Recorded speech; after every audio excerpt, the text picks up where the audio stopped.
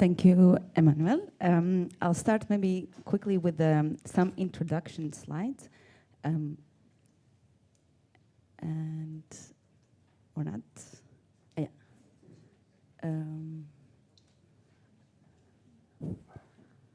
Okay.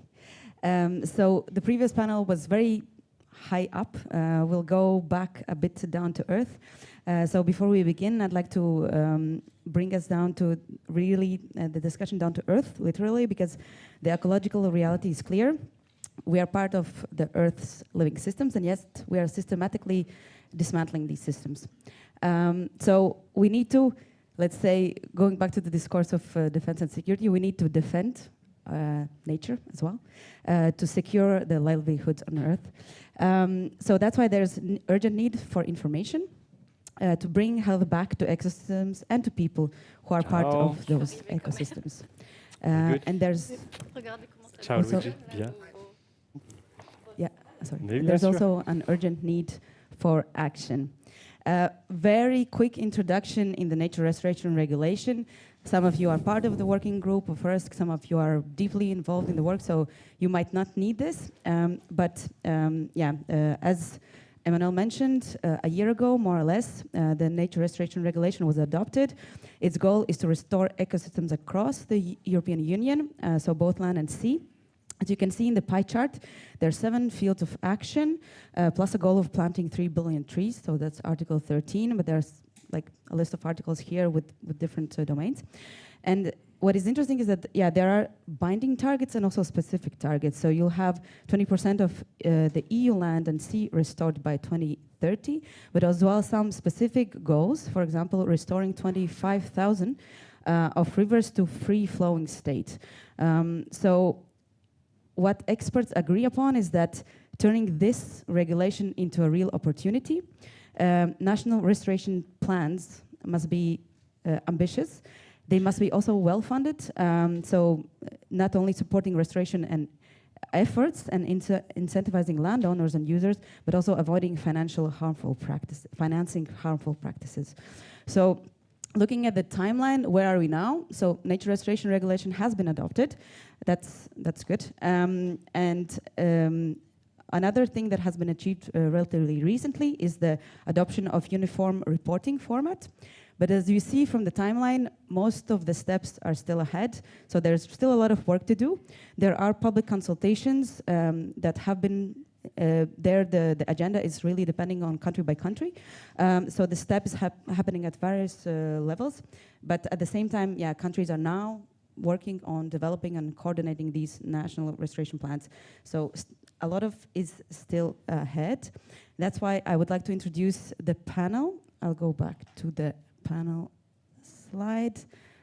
Please come and no. Sorry. So starting with the European perspective, Irena Lorenzo from the European Environment Agency is leading the work on inland water ecosystem restoration.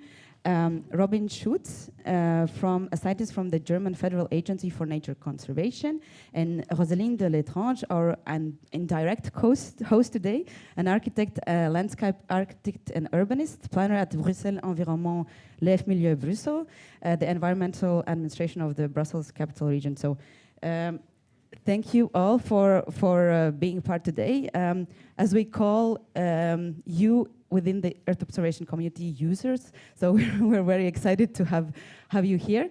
Maybe as a starter, could you please tell us what is the role of your institution in the nature restoration regulation? So yeah, please. There are. On va y passer, c'est tout. Mais il faut le faire, je pense. Sinon, on n'aura jamais le temps déjà est plus que compté, quoi. On est mois de juin, on est déjà. Should I start? Yeah? Does it work? Yeah, you can listen. Okay. Thank you for the invitation, first and foremost. So Brussels Environment is the administration for the environment and energy of Brussels Capital Region. And we are responsible for the preparation of the Brussels part of the national restoration plans. And in this administration, I'm a planner, I'm an architect, landscape urbanist, and I'm responsible for Brussels part and the national planning of the National Restoration Plan of Belgium. Thank you. My name is Robin Schütz. I'm with the German Federal Agency for Nature Conservation, which is the federal agency that supports the federal government of Germany in all matters nature conservation. And we are drafting the first plan for the nature restoration law, and we will also help with the implementation and with coordination between the members, the states of Germany, and between all stakeholders. So we are the coordination agency for the plan in Germany. And in the European Environment Agency, sorry about that. Just in general terms, before I jump into what we do in the nature restoration regulation implementation, the agency is dedicated to assess data that comes from the member and cooperating countries, and we are also responsible to put in place the infrastructure that allows that collection and the treatment of data. And then with that data, we can work on providing insights or knowledge on the status and trends of the environment and the climate in Europe. When it comes to the nature restoration regulation, what we are going to do is pretty much align with the content of the nature restoration regulation, and it's basically developing the uniform format. So we work on that together with the European Commission. We are also going to assess the plans once they are submitted next year. And we are also going to be part in everything that relates to the monitoring and reporting of the regulation, meaning the provision of technical reports, the assessment of the different reports and the data that member states will submit, and so on and so forth. I will stop there because there are many more things.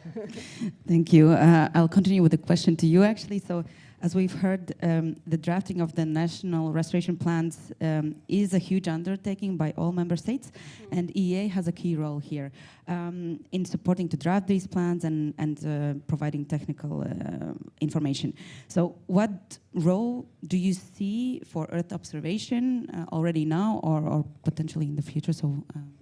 So the role of the role that we see for Earth observation is, again, pretty much aligned with what's in the nature restoration regulation. The legal text already highlights the importance of Earth observation as a tool to increase, and I'm reading because it says timeliness, effectiveness, and coherence of various monitoring methods. It says that, or it acknowledges that there are huge gaps when it comes to the status of habitats and species, and recommends that member states invest in monitoring systems, but also in leveraging the results of EU-funded research and innovation projects. But it goes farther. There is an article, Article 20, which is about monitoring, how to monitor the implementation of the regulation. And I'm going to read what it says because it's very interesting. It says that member states' monitoring systems shall use electronic databases and GIS.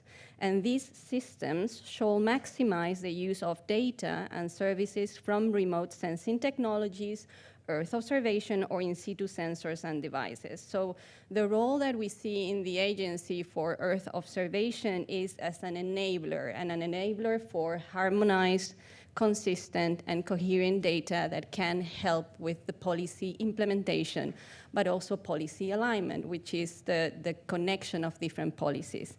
And why is this? Because Earth observation can provide high resolution and continuous spatial data. This is what it's called the wall-to-wall coverage. It can allow for coherence among different monitoring frameworks, and this was mentioned in the first panel as this interconnected landscape of policies that need solutions. So the same will happen with the nature restoration regulation because of its cross-cutting themes. And Earth observation can also help with reducing administrative burden, and the European Union has a very strong agenda now on simplification and implementation, so this comes in alignment. And of course, Earth observation can be great for assessing at a pan-European level what's happening when it comes to nature restoration. And to conclude, there's also a very interesting role for Earth observation when it comes to thematic areas. There are areas that are already explored, like on agriculture or forest or urban, but there are emerging priorities like habitat conditions. We have enormous data gaps in what relates to the status of species and habitats in Europe, and the same for freshwater ecosystems, which is my area of expertise. We are trying to see how Earth observation can help us monitor the free-flowing river target of the nature restoration regulation. How can we achieve that? And I think that I will stop there, but there are a lot of possibilities. Thank you, Irena. Maybe a similar question to the national level. So you are involved, Robin, in the drafting of national restoration plan for Germany, and will be involved as well in the implementation of the plan. So better to do it well and then doable. But how does your institution view the value of Earth observation? So when we go down to the national level, how does it look like? We also see the value of Earth observation for especially certain articles within the framework. For example, you already mentioned Article 9, so the water part, where we can monitor free-flowing rivers, see where dams might have to be removed, also in terms of flood prevention. So a dual purpose, kind of. And then very specifically also for Article 8, which is the urban ecosystems, Earth observation can really aid to see the level of trees in urban spaces, the level of green spaces in urban ecosystems, which is two of the big goals within the framework. And then also for the agricultural articles 10 and 11, we see a big benefit in seeing, for example, in peatlands, where can we raise the water levels again, where can we have re-wetting efforts, and also maybe change mowing regimes in green spaces, have the possibility of monitor the forests, see where there is dead trees, where there's monocultures, where we have different types of trees, because one of the goals is also to have a more diverse and climate-resilient forest, so we can monitor how many tree species are in one space and can increase that number over time, monitored by Earth observation. So we do see a big potential there. We also already use Earth observation in other regulations. For example, we have the action plan for natural-based climate solutions in Germany, which is using restoration as one part to have a resilience against climate change and mitigate some of the impacts. And in that field, we also have the Earth observation in a special program, which is called EO for Nature. And there we are already facilitating that to monitor nature-based solutions. And also in the urban ecosystems, we already use it with a program that is called Urban Green Eye, which builds on Copernicus and the Sentinel, but also incorporates many models that make it more precise to really see like single individual trees that might be overlooked when it's not that detailed.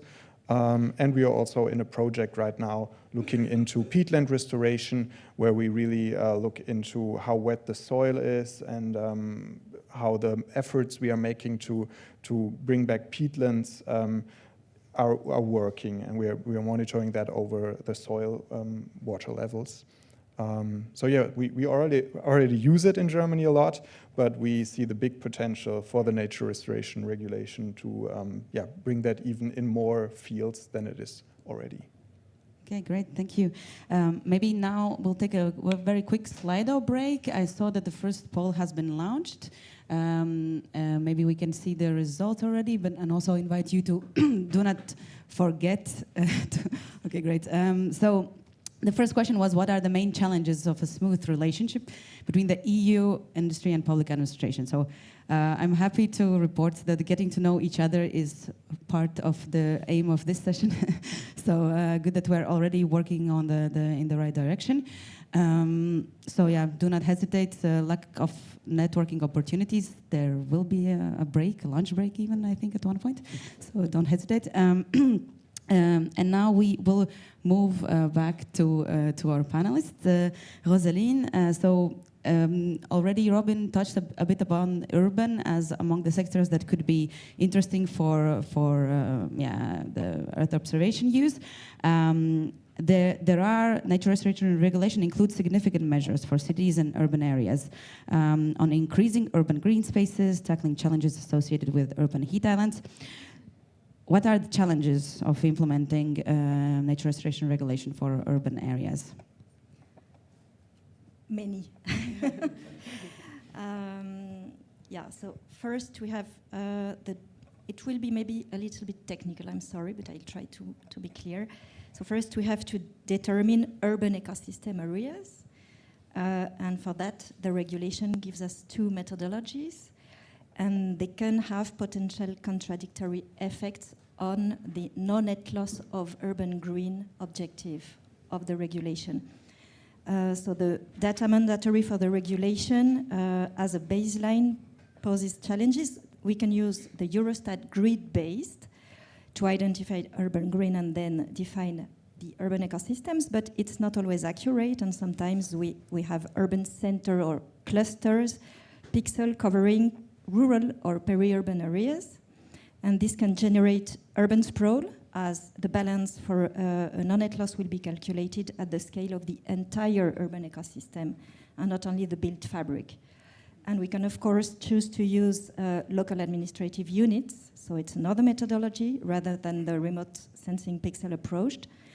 But then it can lead to urban green quality loss because some LAUs include very vast and valuable natural area but not protected under Natura 2000, for instance. And so a simple no-net loss in quantitative terms of surface is mandatory under the regulation for those spaces. So this is a big challenge we are discussing with many cities and urban territories.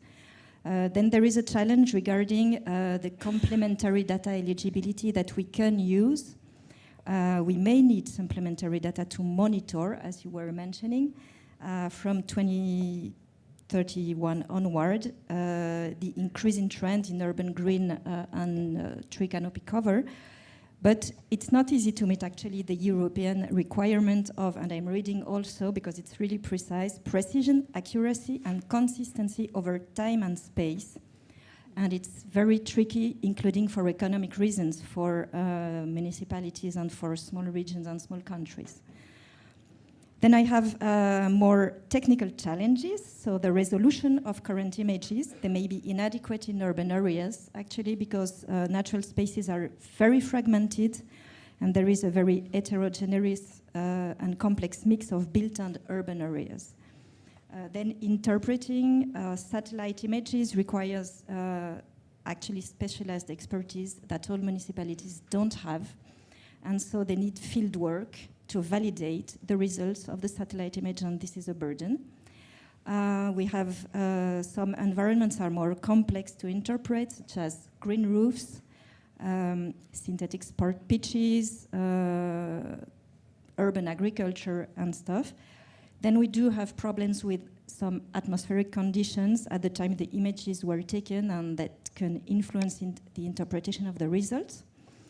We have shadow effects from the buildings that affect the measurements and the need to be corrected whenever possible.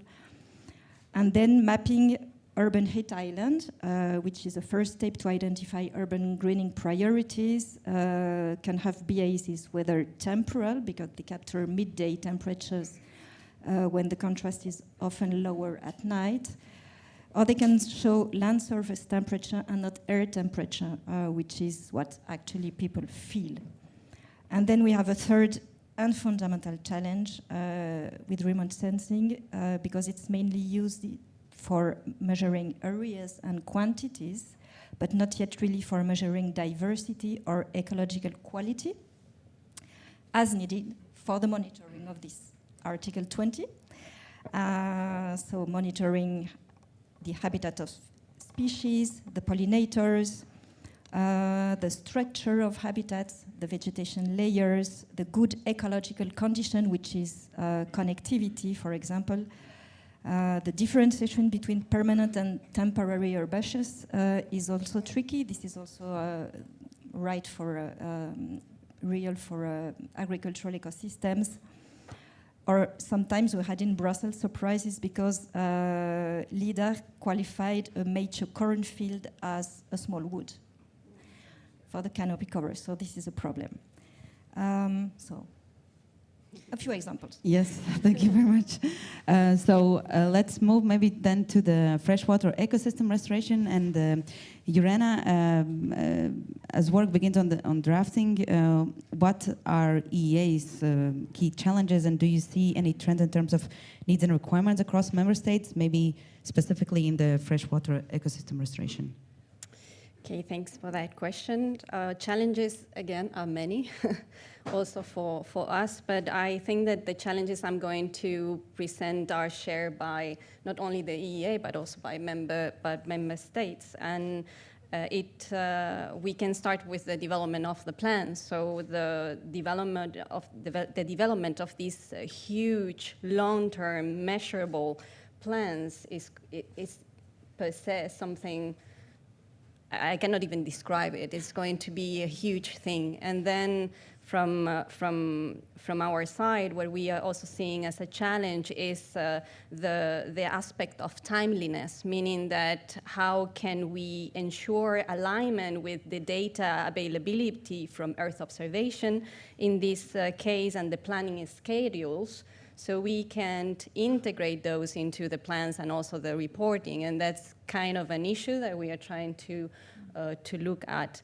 Then there's the data infrastructure. So in the European Environment Agency, we build the infrastructure that member states use to upload and submit their data, but there we will need time, and we will need some training, and we will need support to collectively become acquainted and familiar with this, also considering the complexity of this new legislation.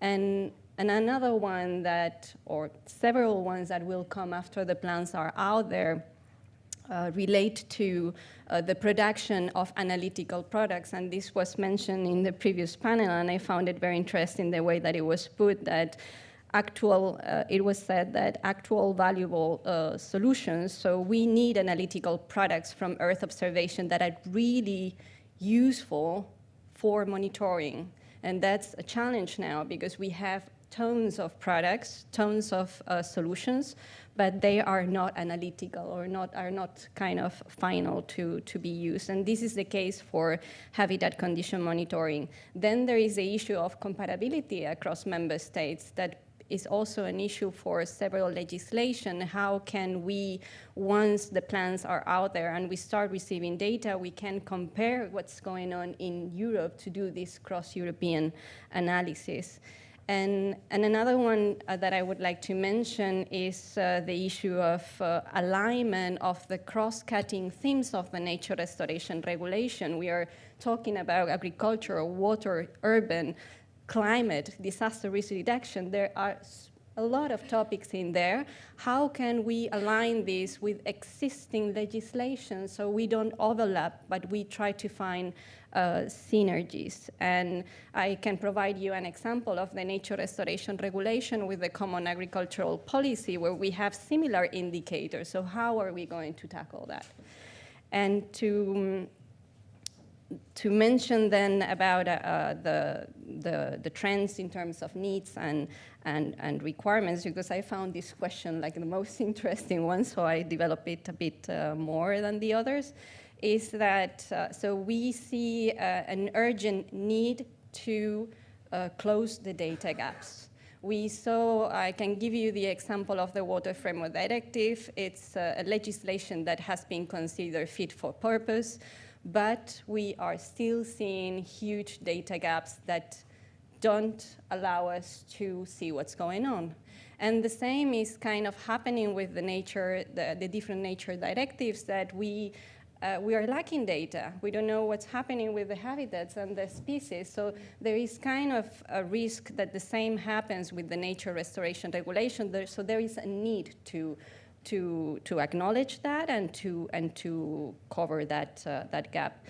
And another need and requirement, I would say that it's pretty much in alignment with the simplification and implementation agenda of the European Union, meaning that we need to make legislation simpler to implement and more effective, and we also need to apply the digital by default approach, which would mean that we need to use more Earth observation and digital tools. And I would like to provide you an example that may have been an answer of these needs, and is, I'm not sure if you're familiar with the recently published Water Resilience Strategy. It was just published some days ago. And there is an initiative there, which is called the Copernicus Inland Water Hub. And I think that this is an answer to these requirements.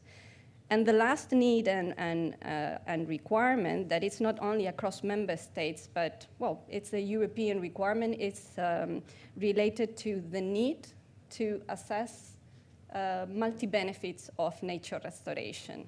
And this is about how we can ensure this synergy between monitoring systems, and how can we ensure that we get a picture of the broader ecosystem benefits of nature restoration. And also to mention the panelists from the first panelist, that there was this mention to interoperability capacity, and it's basically that. We cannot work in silos, we need to see the big picture. Thank you.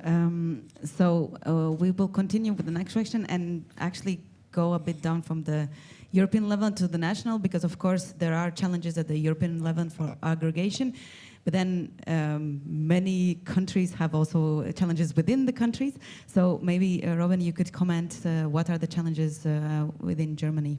Yeah, I would say we also have many challenges, but I would say one of the key challenges is also bringing everyone together.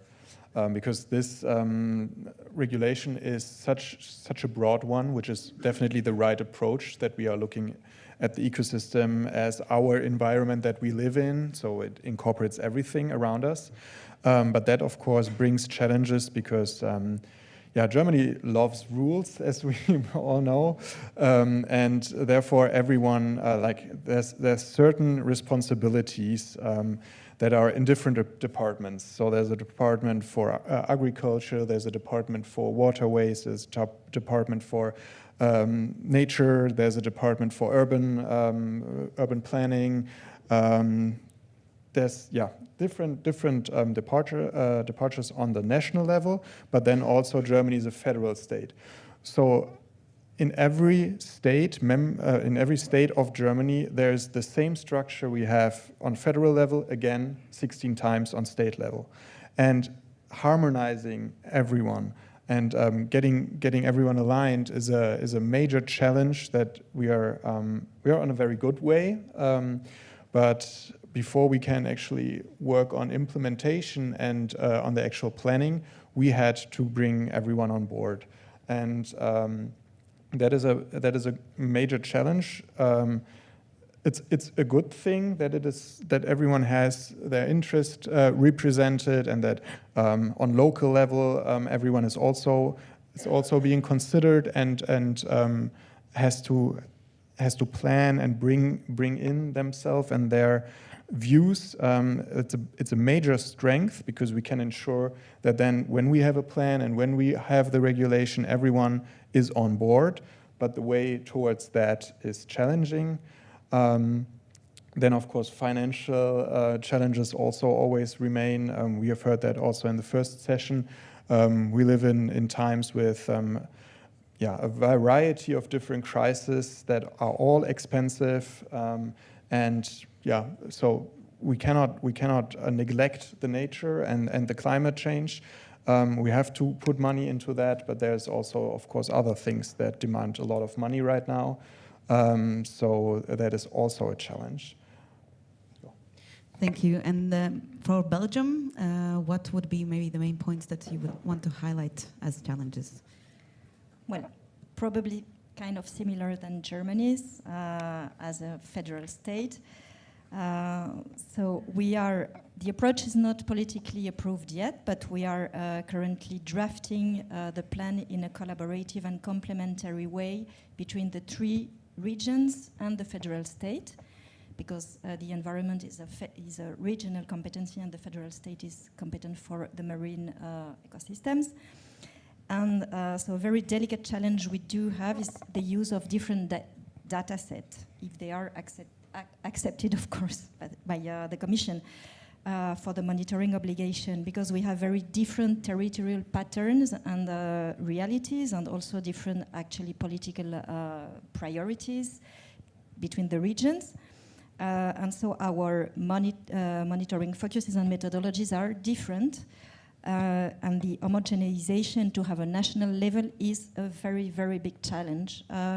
It can lead to a real economic burden and sometimes also to inconsistencies, actually. For example, I can give 2 examples. The official methodologies and data set to monitor the high diversity landscape features and the pollinators have a very far too coarse grain for tiny territories, as Brussels, for example, but not only Brussels. But if we refine the grain, then we cannot have any more national randomization. And same goes for nature restoration operation in urban areas that are done at very small and precise scale with very young and small elements that may not be detected, hence not computed to inform the increase in trend obligation. So we need to have teledetection tools compatible with AEA's one, but that help us meet the knowledge gap across very different landscapes and very complex situation on the ground. That's it. Thank you. So both technical organization coordination challenges. I hope that indeed the nature restoration regulation can be this opportunity to try to at least solve some of them, perhaps not all. Here I will make a little pause again and move to our Lina Hollander, who is the lead of the working group for EARTH. She'll explain a little bit of what EARTH has been doing to try to help with the nature restoration regulation advancements. Please, Lina. Thanks, Ruta. Just a super quick information, maybe. I think I'll understand. So, what are we doing with the biodiversity working group with EARTH? And thanks to EARTH for facilitating that. So, we've heard a lot about nature restoration law and some of the issues that we're having, like lots of gaps in data, and also what we've seen earlier with the survey, that there is also a gap between policymakers and the EO community.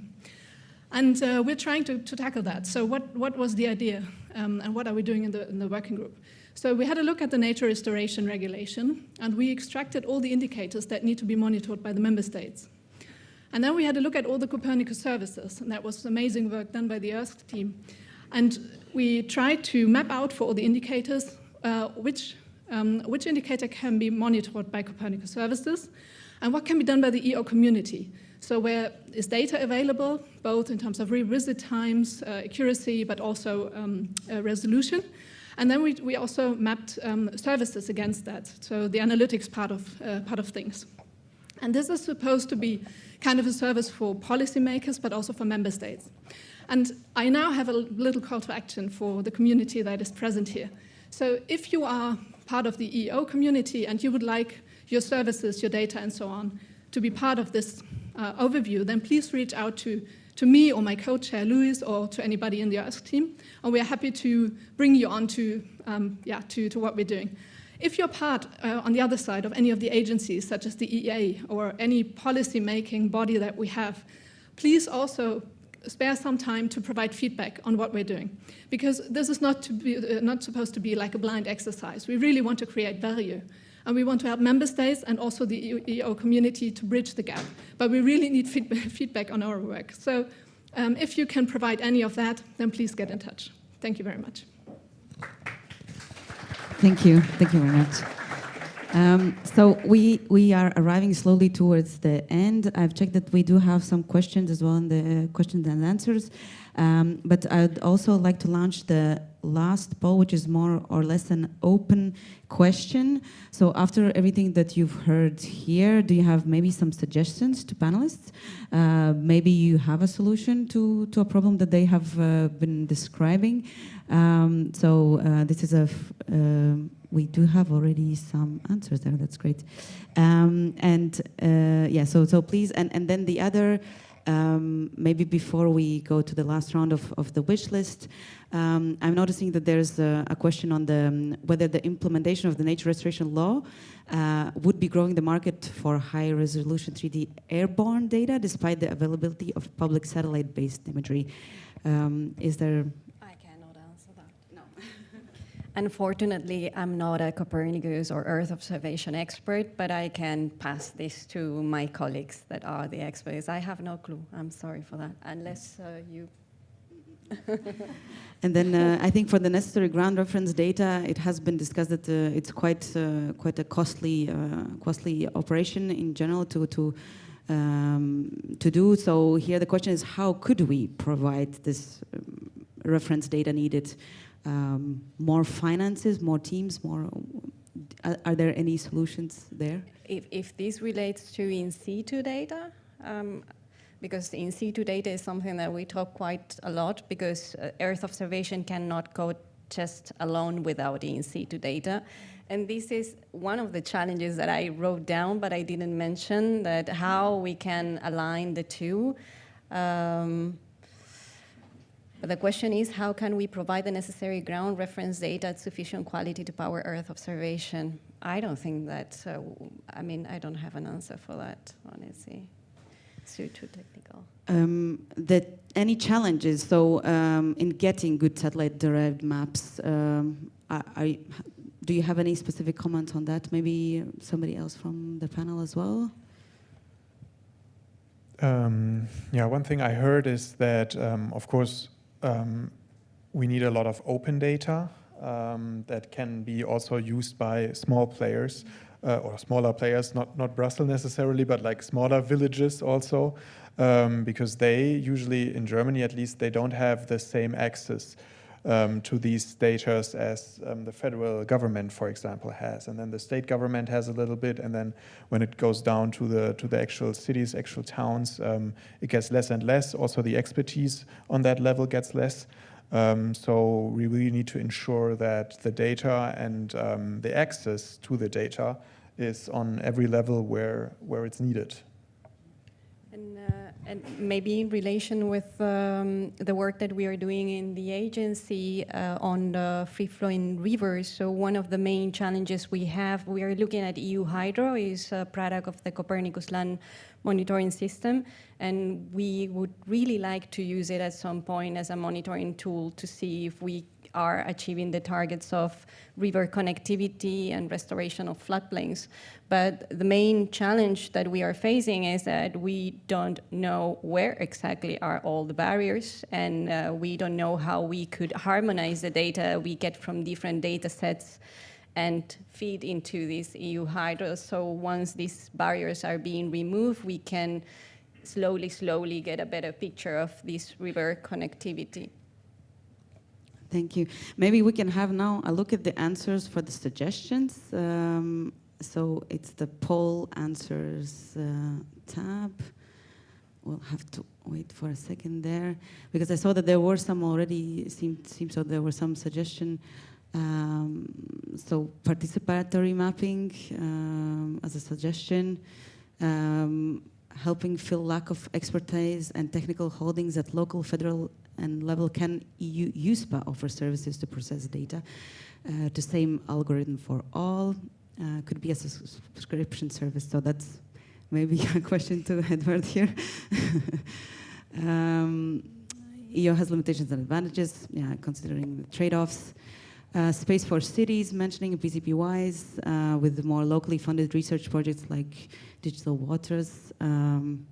Okay, so you see we have many different suggestions here. From Brazil, that it's crucial that public administration takes on the role of a disseminator of relevant and accessible geospatial information to its citizens, especially those in rural areas. So rural communities lack access to the kind of analysis. Indeed, there's, yeah, as you mentioned, that the access at all levels should be granted. Let's maybe move then to the final wish list as well. So after what you've heard or what you've read today and what you actually you were collaborating with your colleagues to prepare for the answers, is there anything, yeah, that you leave for today and you say that, yeah, that you have a wish list, and whether it's a technical need, blocking point, or lack of resources, what do you think is needed to make global and European efforts for ecosystem restoration success? So maybe last round of answers here. Yeah, I would say it would be really fantastic to have sort of an extension or a plugin to EE's remote sensing data to help inform specific and complex situations, but remain eligible for comparison at EU scale. Yeah. Robin, maybe? Yeah, I think on a basis that we all can't solve here, but yeah, make the general public aware how much this matters, and have them on our side, because without that, nothing would work. Nothing will work. And then on a more technical note, of course, more data is better, and also higher resolution data. So that will hopefully come with the next generation of Earth observation satellites, and also the use of UAVs is considered to measure to monitor smaller habitats, smaller ecosystems. And then, yeah, as I already mentioned, a blocking point is the accessibility for smaller players to the data and the knowledge about the data. Thank you, Irena. And I wish, can you hear me? Yes. I wish for ambitious plans, first of all, but then I wish and dream for operational tools, because we really have an issue with monitoring. And I hope that Earth observation can help with that. And of course, funding. We need a lot of funding to make things happen. Yes, thank you everybody. Let's have a big round of applause for our panelists. So, Robin, Rosalind, and Irena. Let's hope that yes, that this plan will be something really concrete and will move us forward. Thank you.